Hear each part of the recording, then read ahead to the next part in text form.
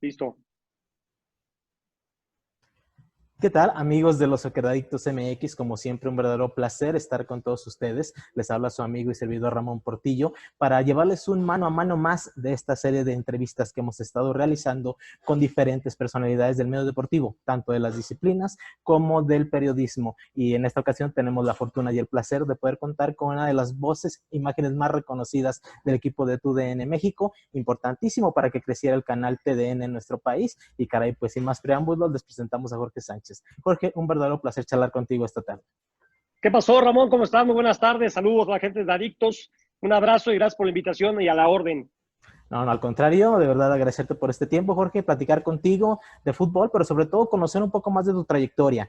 Caray, ya te conocemos, sabemos que tienes ya varios años en esto, que eres uno de los narradores y analistas más reconocidos del equipo de TUDN, pero pues todo tiene una historia y quisiéramos saber cuál es la historia de Jorge Sánchez, cómo es que llegas al periodismo, esa etapa como futbolista que también tienes y que de repente no conocemos muchos y que nos gustaría que nos contaras. Así que pues estamos los socceradictos abiertos, ¿no? Con los oídos perfectamente preparados para poder escuchar tu historia.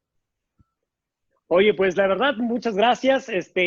Pues como todos, ¿no? En algún momento quise ser futbolista profesional, sin embargo, no me lastimé la rodilla, tengo que reconocerlo, pero no me alcanzó, simple y sencillamente llegué hasta la reserva profesional de un equipo como Cobras de Querétaro, por allá de 1987, y de ahí, bueno, el presidente del equipo, que era don Jesús Galindo Zárate, cuando desciende el equipo de Cobras, me dice, oiga, Jorge, usted ya está en la facultad, ¿verdad? Sí, yo venía a Querétaro para la universidad, en este caso la UNAM, la Facultad de Ciencias Políticas y Sociales, ya estaba en el primer semestre de la facultad cuando estaba allá en Querétaro.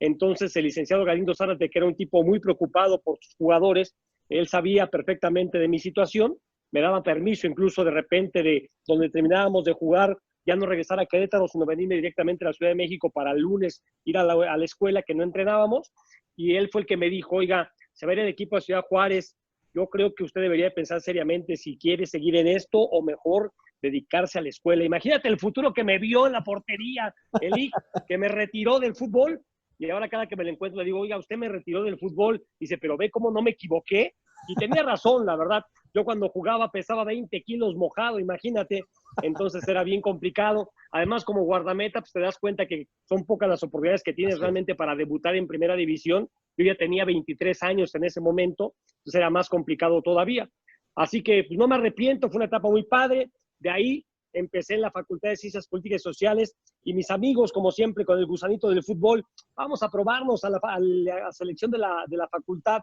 Y yo, no, yo ya no quiero jugar fútbol, ya me retiro, ya. Vamos, vamos. Bueno, terminamos siendo campeones con la Facultad de Ciencias Políticas y Sociales de la UNAM y ahí me invitaron a formar parte del equipo representativo de la UNAM, que es la selección de todas las facultades. Y fue una etapa muy padre porque fueron los 4 años de la universidad jugando para el equipo representativo de la UNAM, pero además yo en esa época trabajaba en una empresa Pautona S.A.D.C.B. y ahí la hice de todo, desde cuentatuercas hasta asistente de la secretaria y de todo hacía allá en la colonia Moctezuma, muy lejos de donde yo vivía al sur de la Ciudad de México. Y yo le dije cuando me invitó Marco Delgado, el pibe, que era uno de los directivos de la universidad, al equipo, que yo necesitaba, que cuánto me iban a pagar, porque yo necesitaba dinero para mantener mis estudios, y era cierto. Y él me dijo, oye, ¿cómo crees? Si la universidad te da tu carrera, te está formando como profesionista, ¿cómo le vas a cobrar por jugar? Y le digo, no, de verdad, Marco, mira, es que yo necesito el dinero para moverme. Y me dijo, no te preocupes, no te vamos a pagar, pero te vamos a dar trabajo. ¿Y trabajo de qué? Y entonces me dijo, sí, vas a entrenar niños en Pumitas. Y yo, la verdad, pues yo no tenía la más remota idea de cómo entrenar niños, no me gustaban los niños, no sabía nada. Me capacitaron un par de semanas y de una forma tan irresponsable que me dijeron, órale, tienes 2 equipos y una coordinación de acondicionamiento físico.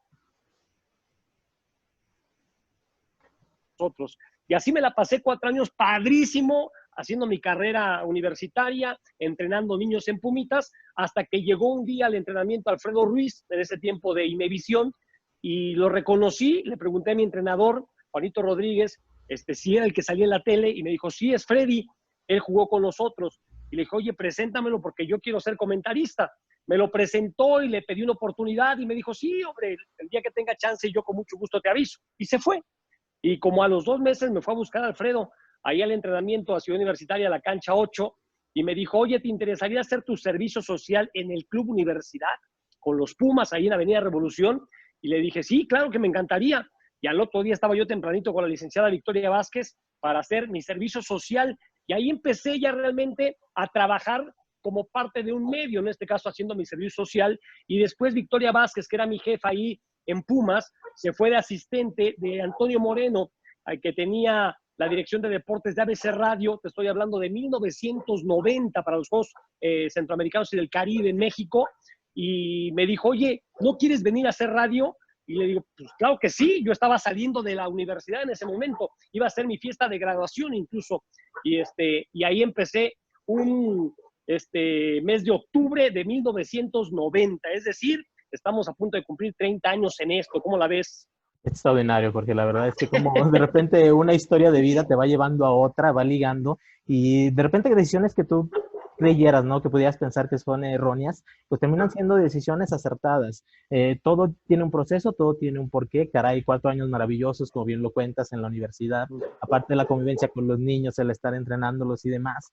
Y de repente de ahí saltas a lo que ahora ha sido tu pasión, lo que te ha llevado a que todo el mundo te reconozcamos y te hayas ganado un lugar bien merecido en el periodismo mexicano deportivo.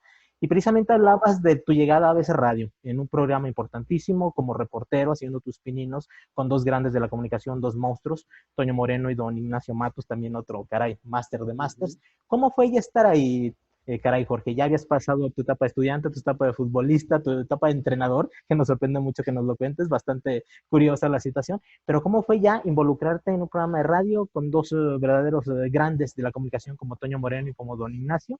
¿Y cómo fue ya el trabajo de estar desarrollándote como reportero de radio todos aquellos domingos que mucha gente tuvo la fortuna de escuchar ese programa?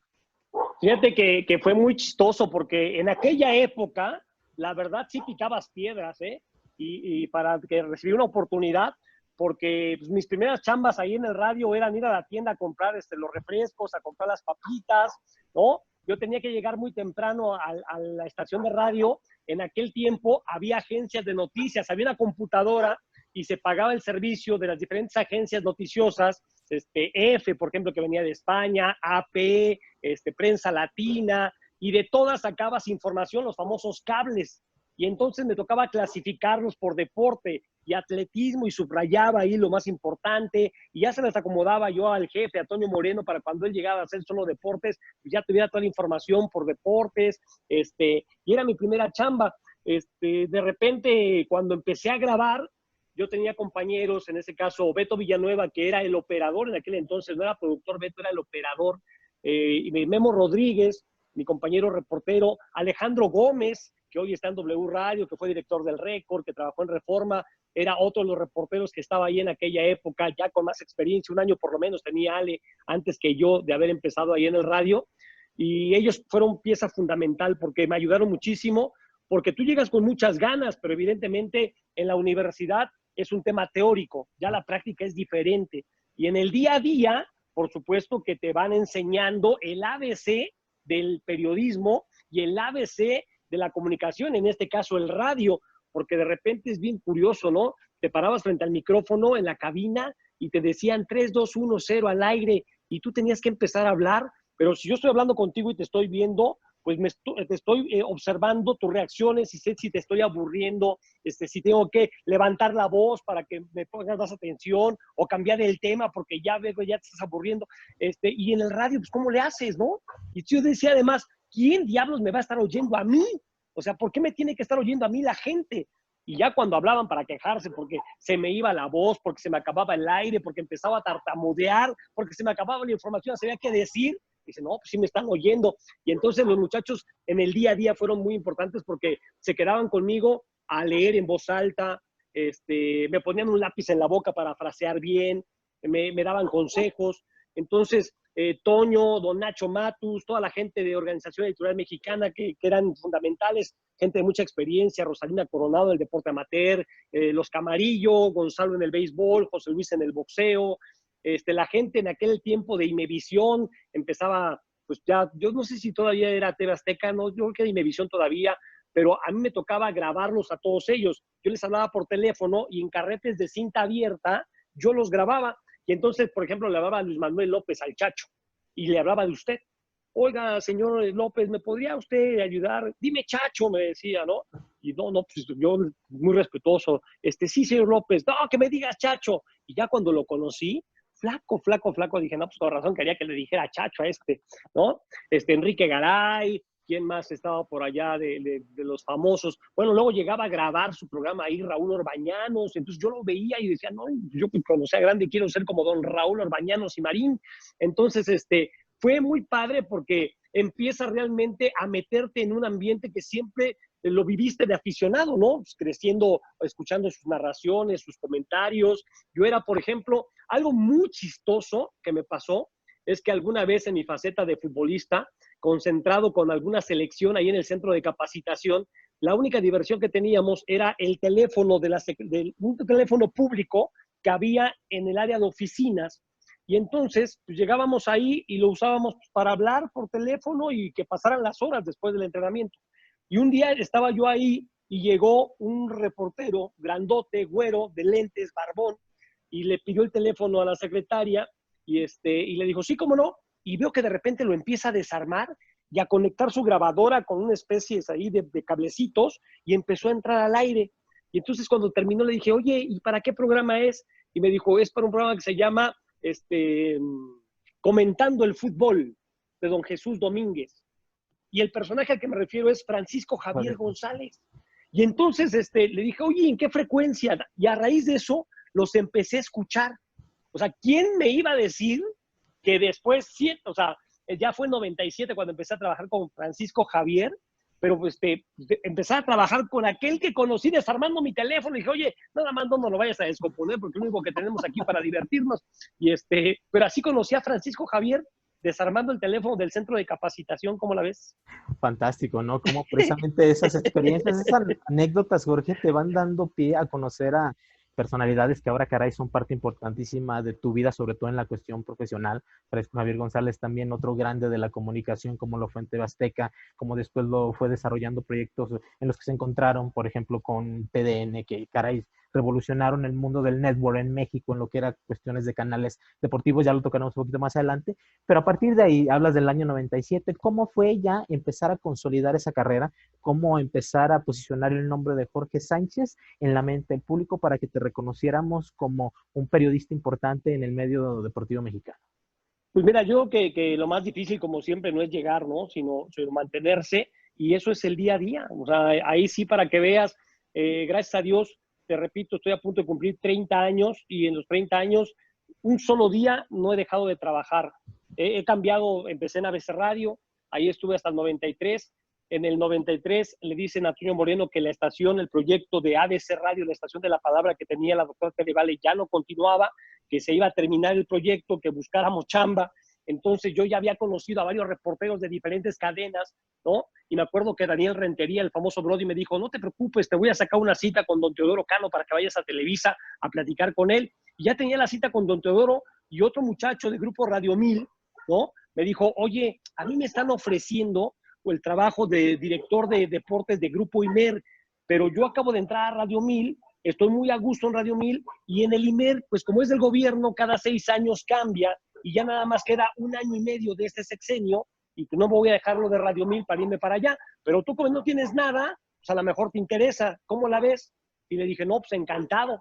Y al siguiente día fui con el señor Miguel Carrera, que era el director de noticias, y me quedé. Ahí estuve como coordinador de deportes de 93 a 97.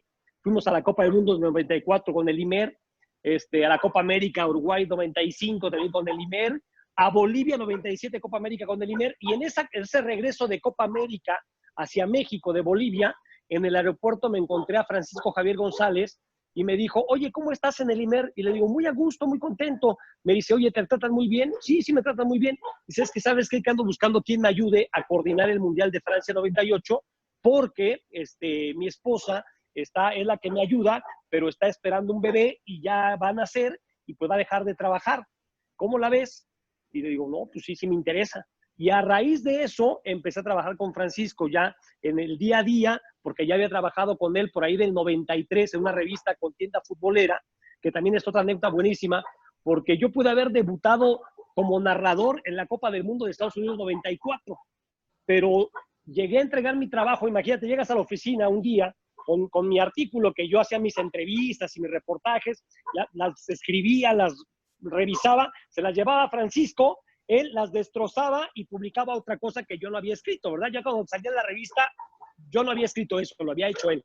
Pero el caso es de que yo lo llevaba muy puntual, llegué ese día y estaba hablando por teléfono Javier, y de repente tapa la bocina y estaba platicando con Jesse Espinosa, que era el asistente de José Ramón Fernández en aquel entonces, y tapa la bocina y me dice, oye, ¿te gustaría narrar el Mundial del 94? Y le dije, no. ¿Por qué no?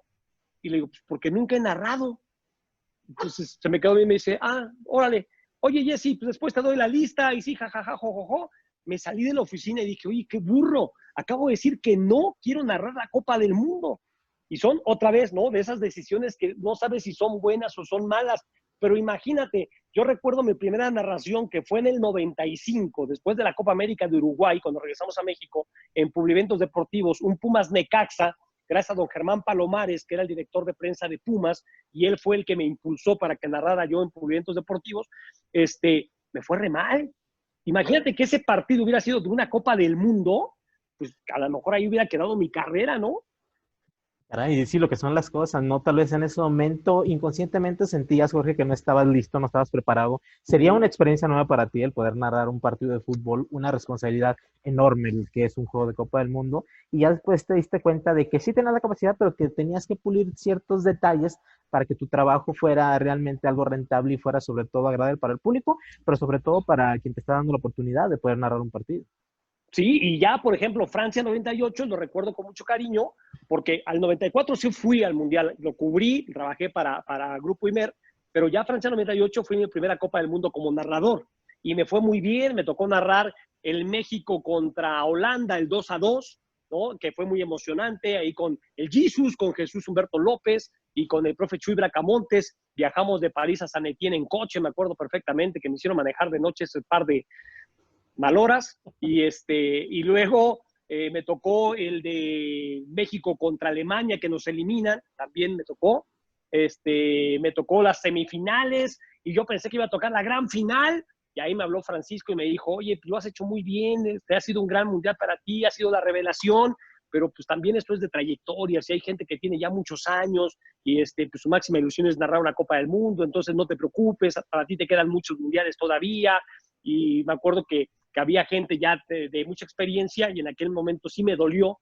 que no me dieran la gran final, pero pero pues también entiendes, ¿no? Que son decisiones que ya no están en tus manos, y fue un mundial muy, muy bonito para mí el de Francia 98.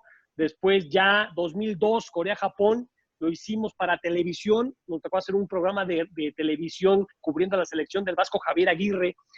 Si te acuerdas, esa Copa del Mundo, los derechos no los tuvieron completos ni TV Azteca ni Televisa. DirecTV se lo regaló literalmente así a Canal 40, que era independiente de TV Azteca en aquel entonces, y la gente de Canal 40 y de DirecTV nos invitaron al grupo de Francis Javier González a hacer los contenidos y los partidos de fútbol. Entonces también nos fue muy bien con ese programa, que era la intimidad de la selección nacional. Estábamos dentro de la concentración de Javier Aguirre, y además me tocó, por ejemplo, el partido México-Italia, me tocó narrar el gol de Jared Borghetti. Luego ya para el 2006 nos invitó Sky y fuimos ya como parte de Sky también, pero combinábamos, narrábamos para tele y esa transmisión también salía por radio. O sea, nunca dejábamos el radio. Y en Alemania también me tocó el gol de Maxi Rodríguez, un golazo, muy triste, por cierto, pero también me tocó esa transmisión. Luego ya 2010, ahí surge TDN. Empezamos en 2009 y el gran evento así de lanzamiento fue el Mundial de Sudáfrica 2010, luego el Mundial de Brasil 2014, ya también ahí con un acercamiento con la gente de Univisión, que ya se venía fraguando todo lo que después se hizo para Rusia 2018, y pues así, ya son 7 Copas del Mundo. ¿Cómo la ves, Ramón? Un dato sensacional, Jorge. Y acabas de mencionar algo que precisamente lo quería preguntar cuando estaba analizando las preguntas o los temas que podíamos tocar contigo. Y algo muy interesante, Jorge, no cualquiera te narra en televisión y te narra en radio. ¿Por qué? Porque la radio es algo mágico, es algo maravilloso, tú tienes que ser los ojos de todo tu público, tienes que saber que es muy diferente la narración que realizas en la radio a la que realizas en televisión. Tú eres de aquellos que tienen la capacidad de hacerlo para ambos medios de comunicación, lo cual es muy complicado y se te reconoce. ¿Cuáles crees o cuáles sientes tú que son esos secretos, esos detalles que tiene Jorge para poder narrar de manera perfecta un partido, tanto en la radio como en televisión, a sabiendas de que son dos medios muy diferentes y de que más que el estilo, sino la forma sí tiene que variar de uno a otro? Mira, yo soy de radio, yo me considero gente de radio, a mí me encanta narrar para radio, lo disfruto mucho porque como tú bien lo mencionas, eres los ojos, ¿no? Del aficionado, el ritmo también es diferente, o sea, tú también le das un ritmo a la transmisión con tu estilo, por supuesto, que a lo mejor en tele, pues como vas con la jugada y como la gente está viendo la jugada, pues tampoco lo puedes llevar, ¿no?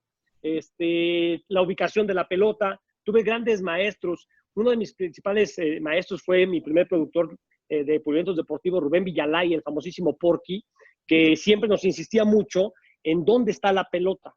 Tú tienes que decirle a Radio Escucha dónde está la pelota, si está pegado a la banda por derecha, si ya está en medio campo, si ya está en el callejón del área por el sector izquierdo, si ya está en el corazón del área, ¿no? Y de repente también los tonos, los ritmos. O sea, él te decía, cuando te oía muy acelerado, te decía, oye, espérate, pues un partido no puede ser del mismo ritmo, por más que sea acelerado, por más que sea lento, pero el mismo ritmo, porque vas a terminar o durmiendo al radio escucha o hartando al radio escucha. Y además, la gente que está escuchando el radio, pues está haciendo otras cosas.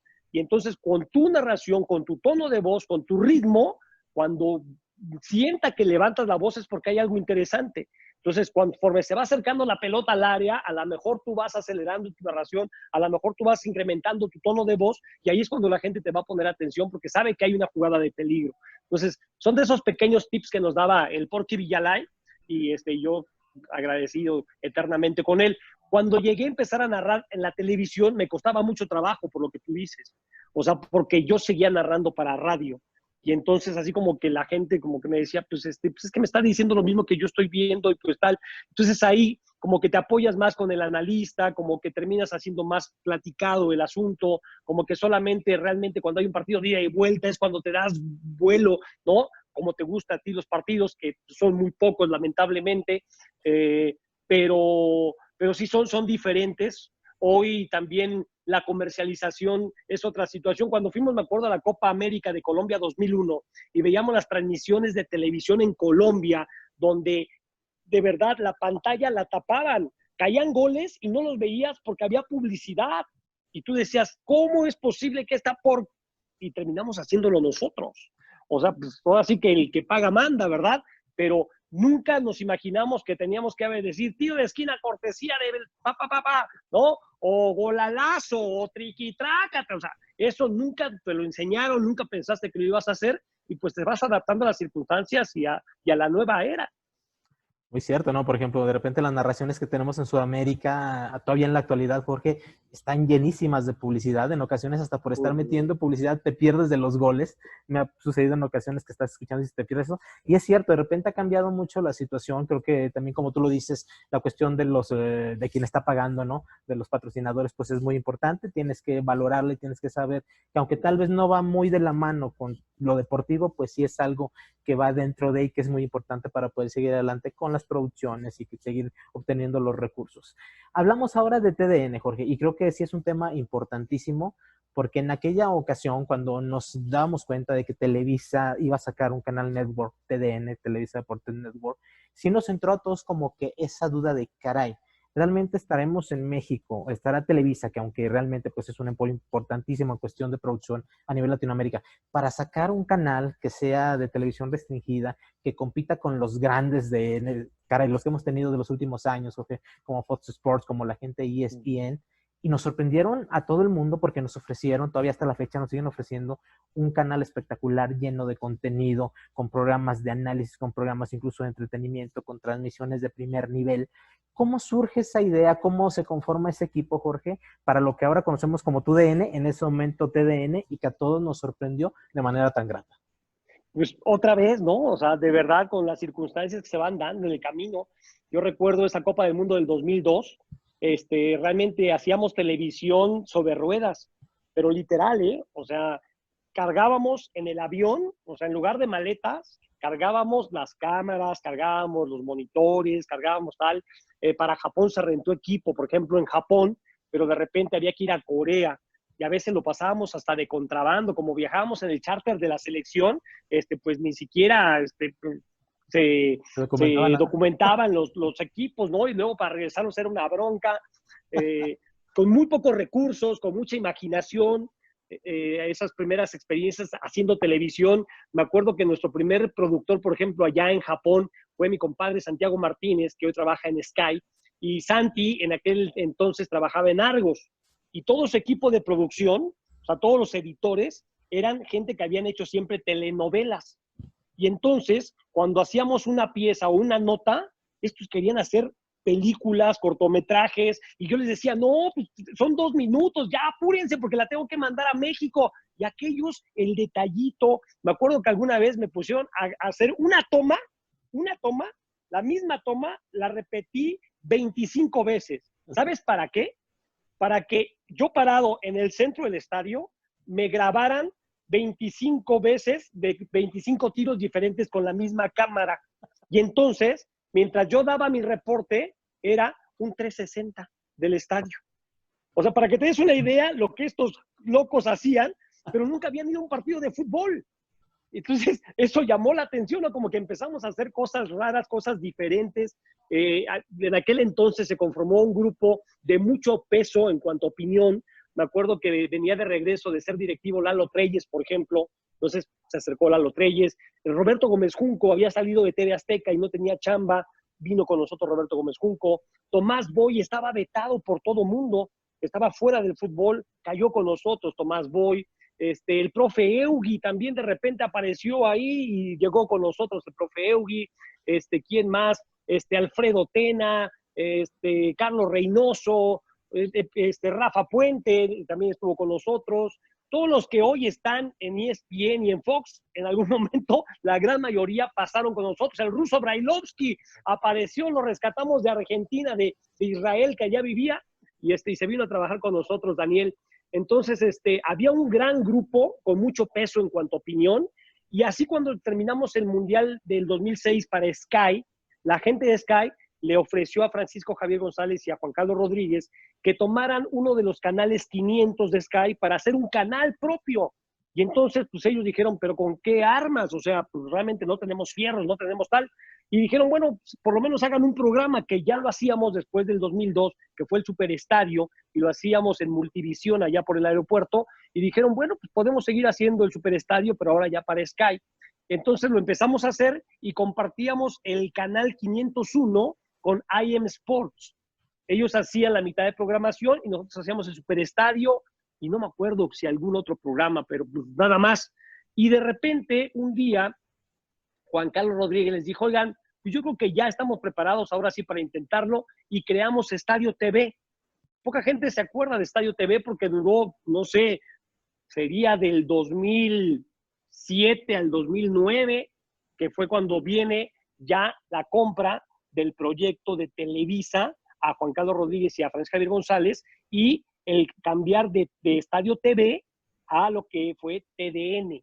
Y en ese momento tiene razón, o sea, Televisa no tenía un canal de deportes en televisión restringida y sí sabían que les hacía falta competir un poquito con ESPN y con Fox, entendiendo que ESPN y Fox nos llevan mucha ventaja en cuanto a las marcas y al posicionamiento.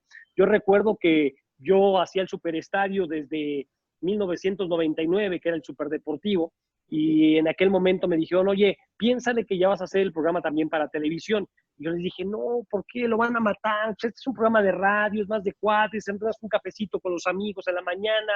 Si nos meten a la televisión van a querer que vengamos de traje. va a ser más acartonado, no es lo mismo la tele que el radio, no quiero, no me gusta. No fue que quisiera y que me gustara, ¿verdad? Es que lo teníamos que hacer y se empezó a hacer. Pero en aquel tiempo, por ejemplo, ESPN y Fox, toda su programación matutina era grabada, eran repeticiones. Y nosotros fuimos los primeros que nos atrevimos a hacer un programa matutino. Y todavía me decían, no te preocupes por el rating, porque es muy difícil, porque vas a competir con los noticiarios, incluso de la mañana. Entonces, mucha gente pues, no está habituada a ver un programa matutino de deportes. Pues todo el mundo se sorprendió porque nos fue muy bien con ese programa matutino que se mantuvo desde el 2009, 2010, que empezó ya TDN, hasta el año pasado, hasta el 19 de julio del año pasado, del 2019, que estuvimos al aire, pero después de, ¿qué fueron? Como 2 o 3 años que teníamos ya al aire con el Superestadio, el primero que reaccionó fue ESPN y pusieron a Poncho Vera y a Juan Pablo Fernández a hacer toque, y luego ya apareció Fernando Schwartz y Valeria Marín con Agenda Fox, pero como 3 o 4 años después, porque se percataron que sí había un nicho de público que veía la televisión por las mañanas. Entonces, yo creo que eso fue también algo que nos ayudó y que nos impulsó mucho, los contenidos diferentes que empezaron a aparecer en la pantalla de TV. Y obviamente, pues la plataforma que es Televisa, ¿no? Importantísimo. Y el trabajo que realizaron, como bien lo dices, el Superestadio terminó siendo algo innovador, algo diferente. Supieron transportar, trasladar perfectamente la cuestión de manejar la multiplataforma, Jorge, que no es nada sencillo, ustedes lo lograron, manejar radio, manejar también televisión, pero hacerlo de una forma muy amena. Y lo comentas y tienes toda la razón, te doy ahí la razón porque es un punto muy positivo. El hecho de no mostrarle a la gente un noticiero común y corriente de deportes o como si fuera un noticiero normal. Hacer algo como el cafecito, algo muy ameno, algo que la gente se sintiera relajada, que pudiera escuchar noticias, análisis y demás, pero de una forma más relajada. Entonces eso fue un secreto, al menos yo así lo considero. Creo que fue un gran acierto lo que tuvieron, supieron manejar muy bien y por eso duró tantos años, como bien lo dices. Lo venías ya realizando desde varios años atrás, lo consolidaste en TDN, ya después vino la cuestión de la fusión para hacer tu DN, pero caray, un proyecto importantísimo que todos te reconocemos porque tener en la mañana un espacio deportivo ameno que te entretuviera y que se te fuera de verdad como agua entre las manos es algo que difícilmente se puede lograr y ustedes lo obtuvieron. Y eran 3 horas al principio, después por un problema de horarios de la gente de staff, pues era muy difícil pagar las horas extras, ¿no? Era mucho tiempo que llegaran a las 5 de la mañana para arrancar a las 7, pues ya empezaron a llegar 1 hora después a las 6, pues nos quitaba 1 hora, pero nos fue muy bien con ese programa fresco. Además, también perdimos mucho peso en la opinión, se fue mucha gente importante, se fue Mario Carrillo, se fue Tomás Boy, se fue el profe Eugui, se fue Ricardo Peláez, se fue Rafa Puentes, se fueron muchos. Entonces, pues empezamos a ver, ¿y ahora a quién invitamos? ¿Y ahora a quién traemos? Y de repente me quedé con pura pedacería. No, no es cierto. Me quedé con pura pedacería. Me quedé con Archundia, con el Kikín, con el Capi España, con Cecilio de los Santos, me quedé con Braulio Luna, con el Presi Arturo Villanueva. Y hace una de las épocas más padres del Superestadio porque realmente se hizo una chorcha muy, muy buena onda, ¿no? Con Karen Manzano, primero con Isel Sandino, luego llegó Carito Morán, Mari Carmen Lara, ¿no? Porque también en algún momento el Superestadio nunca había tenido participación femenina que no fuera Georgina González, a lo mejor con su sección, que no fuera Betty Vázquez, a lo mejor con su información de deporte de amateur, ¿no? Pero la participación diaria femenina no teníamos. Y en algún momento me dijeron, oye, es que ya hay que empezar a buscar la participación de las mujeres. Y al principio como que, bueno, pero pues, ¿qué van a hacer? Y como que decíamos tal, pues bueno, también embonaron muy bien, cayeron muy padre, aguantaron vara, porque también afortunadamente en aquel entonces no estaba tan sensible el tema de género, ¿no? Porque nos llevábamos muy pesado al aire. Y se armó una buena chorcha que también nos dio para hacer una buena etapa del Superestadio con todos estos muertos. Queriendo o no, terminaron haciendo escuela, ¿no? De analistas. Así como ahora de repente vemos, y parece increíble, pero no recordamos a a primer cara y echar el cassette hacia atrás, Jorge, de que todos esos grandes nombres que ahora pertenecen a Fox Sports, que pertenecen a ESPN, que también son dos plataformas impresionantes, pasaron primero por TDN, por los estudios de TDN, por los programas de análisis de TDN, y pareciera que no, pero fueron como esa escuela en la que se fueron puliendo su estilo, bueno, a excepción de Roberto Moscunco, que siempre ha sido espectacular desde que estaba en TV Azteca, pero muchos de ellos, Jorge, precisamente empezaron a pulir ese estilo, empezaron a darse cuenta cómo era el manejo de la televisión, cámaras y demás, y ahora están triunfando así en otros canales, pero caray, realmente sus raíces las terminaron haciendo en cuestión de periodismo deportivo o de análisis deportivo en TDN. La verdad, con mucha disposición la gran mayoría, ¿eh? Sí, yo recuerdo que cuando los invitábamos, lo primero que les decíamos es, oigan, pues aquí los salarios no son los mismos que ustedes están acostumbrados a ganar en el fútbol, ¿no? De entrada, y ellos amablemente entendían que era un ganar-ganar porque nosotros dábamos la posibilidad de mantenerse vigentes y ellos, bien que mal, lo capitalizaban cada vez que recibían una oferta para irse a dirigir. Y así muchas veces, por ejemplo, Rafa Puente cuando estaba con nosotros se fue a dirigir Tecos, ¿no? Luego regresó. El caso de Ricardo Peláez, cuando se fue como director de selecciones nacionales en el 2002 y luego regresó, luego se volvió a ir ya como presidente de la América y ya no regresó.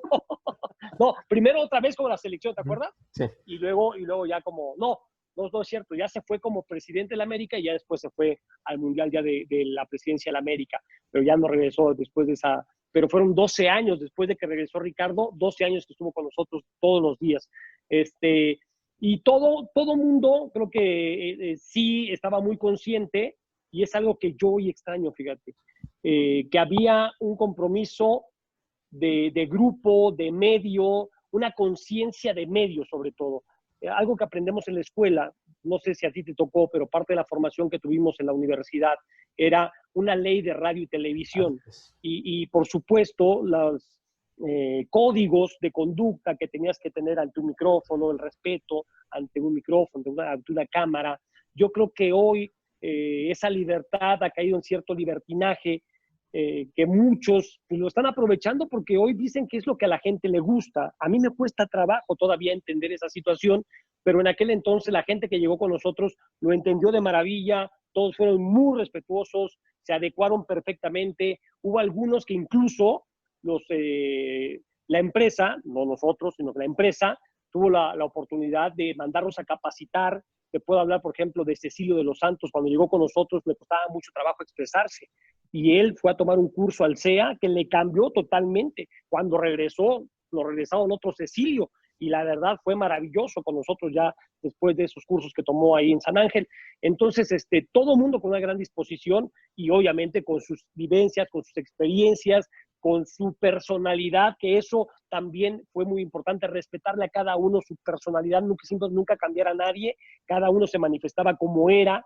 Tuvimos gente, por ejemplo, un Eduardo Vacas, que no era tan expresivo a lo mejor, pero que sí es muy analítico, que sí tiene concepto cada vez que habla de fútbol. Tuvimos a quien más te gusta, así de los... El Kikín fue un descubrimiento, que esa fue otra. Bueno, el Capi Beltrán también estuvo ahí, pero en algún momento, en un diciembre, me acuerdo, estábamos de vacaciones, y yo me quedé pensativo así viendo al horizonte y me dice mi mujer, ¿qué tienes? Y le digo, estoy preocupado. Dice, ¿por qué? Porque en aquel tiempo se me fueron Carlos Reynoso y el Capi Beltrán. Se fueron a salvar al Querétaro. El caso es de que me dice, ¿y qué vas a hacer? Le digo, es que ya no sé a quién invitar. O sea, pues, todo el mundo tiene chamba, todo el mundo está entrenando o están en las otras televisoras y ya se me acabaron mis cuates, ¿no? Los que se retiraban y que yo sabía que estaban por ahí como para invitarnos a ser analistas. Y me dice, oye, ¿y el Kikín?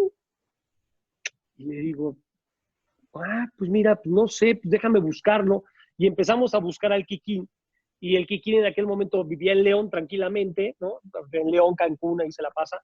Y cuando lo invitamos, la primera plática, pues no le llegamos al precio, evidentemente, no le convenía perder su semana por venir acá un ratito a hacer radio con nosotros y un programa de televisión. Y afortunadamente en ese momento se dio el hecho de que Francisco Javier González se quedó también como parte de Televisa Deportes, y ahí, así como que jalaba el presupuesto de un lado para el otro, y entonces ya le hicimos un paquete embarques al Kikín, la mitad cobraba acá, la mitad cobraba allá, y nos lo pudimos traer. Pero mira lo que creamos, ¿no? Un monstruo auténticamente. nos salió el famoso Quitín Fonseca. Tocaste un punto muy importante, Jorge, porque creo que es algo que precisamente te ha llevado a estar en la posición que te encuentras ahora. Estamos hablando de casi 30 años de trayectoria. Un estilo muy apegado a lo que es la objetividad. Sí, caray, manejar, sabemos que el deporte maneja muchas pasiones y demás, pero ustedes siempre se han mantenido por la línea de lo correcto, por la línea de ofrecerle al público algo objetivo, pero que igual no sea aburrido, que la gente se entretenga, que la gente tenga en su programación, en sus transmisiones y demás, cosas interesantes para ver. Tan es así que TDN lo tuvo, lo has tenido a lo largo de tu carrera, ahora lo tiene TUDN. ¿Crees que ese ha sido un secreto importante? El hecho de que a pesar de que otros espacios, otros canales, sin decir nombres, han recurrido más a lo que dices que es muy cierto. Pareciera que en ocasiones los que tuvieron la oportunidad de cursar una carrera no se dieron cuenta de que hay códigos de cívica y ética que también se tienen que manejar dentro de los medios de comunicación, así como te lo aplica la ley de radio y televisión. ¿Crees que ese ha sido también un secreto importante para el éxito que han tenido, manejar una línea de objetividad como corresponde? Y eso es lo que los ha puesto tanto a TUDN como a Jorge Sánchez todavía en el radar de la gente, en el radar del público? Fíjate que nosotros tuvimos una gran ventaja al principio. Eh, Francisco de González tuvo sus orígenes en televisión, en Imevisión, en TV Azteca, y la gente lo ubicaba mucho como TV Azteca, como parte del equipo de José Ramón Fernández y como parte pues, de los rivales de Televisa. Pero después del 2000, de los Juegos Olímpicos de Sydney, cuando Francisco sale de Imevisión o de TV Azteca, ya era TV Azteca, y se dedica al 100% al proyecto de radio, ahí como que el grupo que se formó se convirtió en una tercera opción y no era ni TV Azteca ni era Televisa. Incluso en el radio, en ese proyecto que arrancó el 4 de enero del 99, Superdeportiva, parte del éxito fue que teníamos comentaristas, analistas y narradores de Televisa y de TV Azteca. Y la gente como que no lo podía creer, que en una misma estación de radio pudieran trabajar juntos de Televisa y TV Azteca, pues, si se odian, si no se quieren, si se pelean, ¿no? Pues aquí trabajan juntos y pues, son polémicos, hacen su polémica y cada quien da su verdad y cada quien defiende su punto y nadie les dice nada. Entonces, como que eso nos ayudó también con la opinión pública. O sea, no éramos ni Televisa ni TV Azteca, no teníamos tantos intereses, por así decirlo, no pertenecíamos a dos de las empresas que siempre y desde aquel entonces, ¿no? Se ponían de acuerdo, por ejemplo, con los derechos de la selección nacional, por ejemplo, se empezaron a poner de acuerdo ya con los derechos de los clubes para no encarecer el fútbol mexicano. De eso a lo mejor ya no se acuerdan los que hoy ya no están en TV Azteca, pero cuando estaban ahí ya también hacían sus pactos, ¿no? Bueno, el caso es de que cuando llegamos ya a formar parte de Televisa, entonces sí como que la gente dijo, ah, caray, pues ya los compraron, ¿no? Yo me acuerdo que alguna vez nos dijeron, ya se los chupó ¿cómo dijo? Ya se los chupó. Es que no es la mafia del poder, pero algo más muy similar nos quisieron decir. Pero pensaron que iba a ser así. Y yo creo que aún trabajando en Televisa, tenemos la libertad, ¿no? Muchos de decir lo que pensamos y muchas veces sí, pues no estamos de acuerdo con lo que a lo mejor tomó la decisión la empresa. Y una, por ejemplo, que era muy clara era la multipropiedad. O sea, siempre que se hablaba del tema de multipropiedad, pues como que todo el mundo se quedaba así. Y en aquel momento yo recuerdo perfectamente que decías, pues no es lo ideal, pero es lo que hay.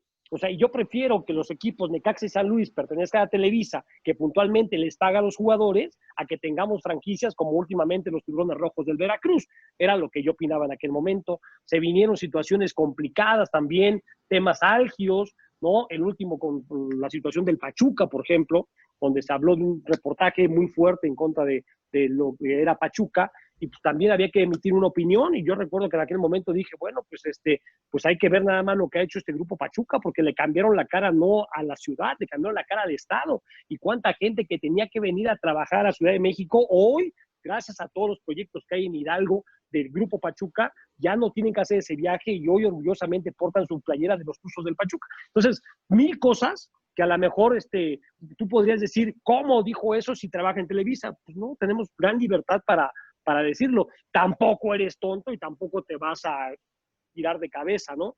Pero muy contentos y muy a gusto con la libertad que tenemos en la empresa de dar nuestro punto de vista. Ahora con el tema de Renato Ibarra, por ejemplo, yo era de los que pensaba que se tenía que quedar en el Club América porque yo soy de la idea de las segundas oportunidades y que las empresas, en este caso los clubes, también se deben de preocupar mucho por el ser humano. Es muy fácil deshacerte del problema y decir, no, aquí nuestros valores no permiten que un fulano que se equivocó de fea forma se vaya y ya no lo queremos. Bueno, pues es un muchacho que se equivocó, pero lo tienes que reinsertar a la sociedad, y creo que también habla muy bien de las instituciones cuando te ocupas y te preocupas por esa gente y te metes de lleno y tomas el toro por los cuernos y logras que ese muchacho cambie radicalmente su postura, su actitud, si es un tema de circunstancias que no son las que tiene que llevar un deportista. Me parece que es una satisfacción también muy padre que puede tener la empresa de decir, este muchacho era así y con base en el trabajo que hicimos aquí integral, ahora es así, ¿no? Pero bueno, son puntos de vista y en ese caso la empresa decidió que se fuera a préstamo al Atlas. Por supuesto, Jorge. Antes de terminar esta charla que ha sido de verdad extraordinaria contigo, Jorge Sánchez, parte del equipo de TUDN, sí te quisiera preguntar, ahora que tocaste el tema de Pachuca, has tenido esa oportunidad, esa fortuna de estar dentro de las selecciones de la gente que entra al Salón de la Fama del fútbol mexicano, que también es otra de las grandes iniciativas que ha tenido la gente del Grupo Pachuca, don Jesús Martínez, que así como de repente hay errores, también hay que resaltar lo bueno, y creo que nos gusta o no a mucha gente, a otros, en la verdad sí lo resaltamos y valoramos todo lo que ha hecho Grupo Pachuca, y creo que ese Salón de la Fama es algo importantísimo porque, caray, es algo reconocido a nivel mundial, Jorge, y tú has tenido la fortuna de estar allí en cuestión de elegir y demás. ¿Cómo lo vives? ¿Cómo es esos momentos de Jorge Sánchez en los que tiene la oportunidad de estar presente, aparte con alguien que es importantísimo para ti, que es Toño Moreno, ahí involucrado? ¿Cómo son esas sesiones? ¿Cómo son esos días en los que entra al Salón de la Fama del fútbol mexicano y que tú tienes la oportunidad de ser esa parte de jurado, por decirlo de alguna manera? Yo te voy a decir una cosa, lo tomas con mucha seriedad, sobre todo por la gran organización que existe y sobre todo por la plantilla de gente que forma parte de este jurado. O sea, cuando llegabas ahí y veías a Don Nacho Matus y veías a El Che Ventura y veías a mucha gente que tiene una trayectoria impresionante y decías, ah, caray, pues es que a estos no les voy a enseñar y no les voy a engañar y con estos pues no voy a discutir, ¿verdad? Y te daban tus plantillas y estudiabas y analizabas y proponías y de repente veías como que no coincidías y decías, bueno, pues, pues son votaciones y pues ni modo, a veces te equivocas, a veces no, pero siempre hay una plática previa después de que nos dan las listas con un mes de anticipación de los que ya estuvieron a lo mejor nominados y que les faltaron votos para ingresar, nos las vuelven a mandar, y los que se integran ahora que ya son elegibles, ahí hay pláticas informales, hay veces que nos reunimos de amigos, oye, ya le toca a hay que hacer, ¿no? Para ver si lo podemos meter, porque a veces otros no coinciden, pero con mucha responsabilidad y pues, al fin y al cabo son gustos, ¿no?